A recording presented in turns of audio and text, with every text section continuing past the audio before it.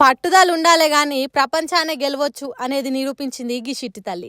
ఏక్ number చదువులు చదువుకుంటా ఎదిగిపోతున్నది. ఈ లోకం అంటే ఏంటిదో తెలియని తల్లికి పుట్టిన బిడ్డ ఈ బంగారు తల్లి. 2008లా తిరుపతి శివార్లున్న రేణుకుంట ఓ ముండ్ల పొదల ఏడుస్తుంటే పొద్దుటూర్లున్న రాజా ఫౌండేషన్ వాళ్ళకి ఫోన్ చేస్తే వచ్చి తీసుకొని పోయినరట. తల్లిని మైలవరంలున్న ఇంకో రాజా ఫౌండేషన్ కు తీసుకొని పోయినరట.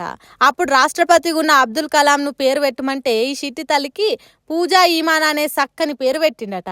రాజా ఫౌండేషన్ పెద్ద మనిషి రాజారెడ్డి చేతుల మీద పెరిగిందట. 10వ తరగతిలో 500 మార్కులకు 428 మార్కులు సంపాదించిందట. ఇంటర్మీడియట్ ఫస్ట్ ఇయర్ లో 475కు 466 వచ్చినాయట.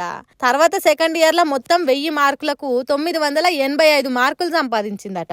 అయితే కంటికి రెప్ప తిరగ సాధిన రాజారెడ్డి ఈ నడమనే జీవిడిచే వరకు పూజా ఈమాన్ చెయ్యిరిగినట్టు అయిందట. ఈ చిన్న చిన్న పరీక్షలలో మార్కులు సంపాదించుడు కాదు, రాజారెడ్డి నాకు కొత్త జన్మనిచ్చిండు కాబట్టి ఆయన కోరుకున్నట్టు ఐఏఎస్ ను అయితా అంటున్నది. పూజా ఈమాన్ ఇప్పటి వరకు చదివిన చదువును చూస్తే ముందు ముందు ఐఏఎస్ అయ్యేటట్టే కొడుతున్నది. నేను పెద్ద చదువులు చదివి నా సొంటలో ఉండేతానికి పని చేస్తా అంటున్నది.